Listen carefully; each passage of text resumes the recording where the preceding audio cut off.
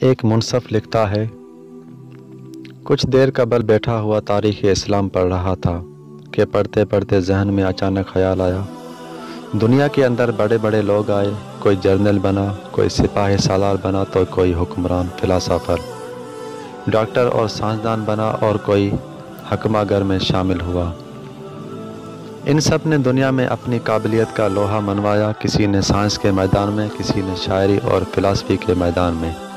تو کسی نے ادب و لغت میں میدان میں تاریخ کے انمٹ نقوش چھوڑے۔ لیکن جب ان کی زندگیوں کو پڑھتا ہوں تو ان سب میں ایک بات یکساں نظر آتی ہے کہ وہ بات یہ ہے کہ اگر ہم نے کسی فاتح کی حالات زندگی کا مطالعہ کیا تو آخر میں یہ بات پڑھنے کو ملتی ہے کہ صاحب نے تو اور بھی علاقوں کو فتح کرنا تھا، لیکن زندگی نے وفا نہ کی اور یوں مزید علاقوں کو فتح نہ کر سکے۔ مختلف شعراء کی زندگیوں کو پڑھا، انہوں نے بہترین کلام لکھے، مگر زندگی نے وفا نہ کی اور ان کی ایک بہترین تصنیف لکھتے ہوئے ادھوری رہ گئی۔ کچھ سائنسدانوں کی زندگیاں بھی پڑھی ہیں، لیکن آخر میں یہی بات لکھی نظر آئی کہ فلاں بہت اعلیٰ سائنسدان تھے، آخری وقتوں میں اتنی اچھی ایجادات کی، بس وفات پا گئے، ورنہ مزید بھی اچھی ایجادات کرنے والے تھے۔ اس طرح جس بھی مشہور شخصیت کو پڑھا، آخر میں یہی بات پڑھنے کو ملی کہ بس زندگی نہ رہی اور وفات پا گئے۔ کیونکہ یہ کہنا کہ وقت نے مہلت دی، یہ بذات خود اس بات کی دلیل ہے کہ رائٹر صاحبان تسلیم کر رہے ہیں کہ وہ فلاں کام ادھورا چھوڑ کر چلا گیا۔ گویا کسی نے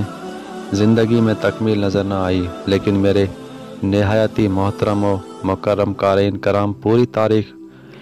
انسانی میں ایک ایسی ہستی حضرت محمد مصطفیٰ سید الانبیاء صلی اللہ علیہ وآلہ وسلم نظر آتے ہیں، جنہوں نے حجۃ الوداع کے موقع پر 1,25,000 صحابہ کرام سے پوچھا، لوگوں بتاؤ، جو پیغام میں لے کر آیا تھا وہ پیغام میں نے تم لوگوں کو پورا پہنچا دیا؟ تمام صاحبان نے یک زبان ہو کر کہا، جی ہاں، آپ نے اپنا پیغام پورا پہنچا دیا ہے۔ سبحان اللہ، سبحان اللہ، سبحان اللہ۔ تاریخ میں مجھے بس اپنے محبوب محمد صلی اللہ علیہ وآلہ وسلم کی زندگی کامل نظر آئی، جس کے آخر پر یہ نہیں لکھا کہ زندگی نے وفا نہ کی، ورنہ نبی کریم حضرت محمد صلی اللہ علیہ وسلم یہ کام بھی کرنے والے تھے۔